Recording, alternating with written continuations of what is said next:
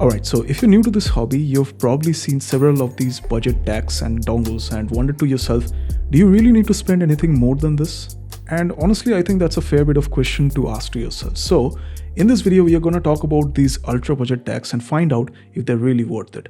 And more importantly, we are also going to find out who these are really targeted towards. So this right here is the Audiocular Note. It's simple, compact, and honestly, it's pretty good for the price. And before you start to pour your hearts out in the comment section, I'm gonna state right now that ultra budget DACs I don't think are bad products at all. In fact, I really like this little guy over here. It's completely built out of metal, so it feels really solid in the hand and there's no dangling cables to worry about, so I really prefer that. It also comes with a 4.4mm output jack, but just to be clear, this is not a true balanced output. But still, it's a nice touch that you get both the output jacks in the same DAC, especially at this budget. It has more than enough juice to drive all of your earphones and iems out there, and definitely it's cleaner than your phone or laptop's headphone jacks. I also love the fact that you get a 5-band parametric equalizer with the companion app that you get with this DAC, and there's even microphone control for your earphones, so that's pretty insane.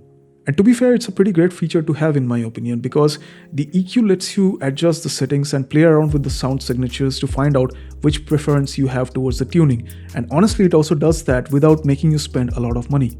But here comes the honest part. If you talk about detail extraction out of your tracks, this DAC is at best average in my opinion. I don't think it has the ability to churn out the last bit of details and resolution from your music tracks.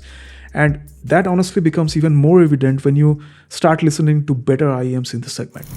And that is exactly where the things start to change. So as your iems start getting better and better down the line, the DAC quietly becomes the bottleneck. And honestly, that's something that most people don't think about when they buy their very first DAC. So personally speaking, I like to see these ultra budget DACs as being your starter gear. It makes sense if this is the very first DAC that you're buying and you are also restricting yourself to ultra budget iems and don't see yourself upgrading later on down the line. But what happens when you decide to change your mind at a later point and think about upgrading to nicer sounding iems? Then this DAC would be a problem for you. I would definitely suggest to skip on this one. Because here's where I think that saving up and spending a little bit more money will make a lot more sense. You'll be greeted by several good options at this price point, like the FIO K13 or even the Snow Sky Melody. Now, these might cost more upfront, but long term, these are actually better investments in my opinion.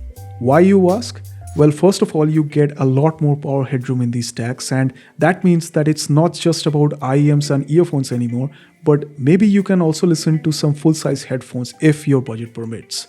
And you'll also see that you'll be able to churn out more details and more resolution out of your music tracks, and that is also a really good thing. But the most important thing in my opinion is that these DACs love to scale with your upgrades. So you won't have that feeling to upgrade your DAC every now and then when you invest in some better sounding gear later on down the line.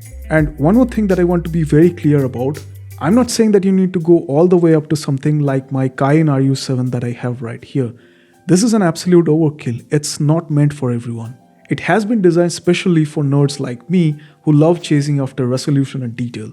And that, my friends, is a very niche audience. And for most of us out there, I don't think that you need to spend this much money.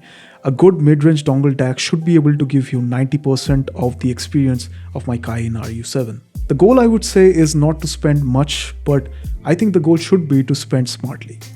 So in my opinion, the ultra budget DACs like the Audiocular Note are first of all definitely not scams, but they're just not future-proof. Buy these for what they are and not for what you hope they'll become at a later point. I hope you guys enjoyed watching this video. Thank you so much for watching, and I'll be seeing you all in my next one.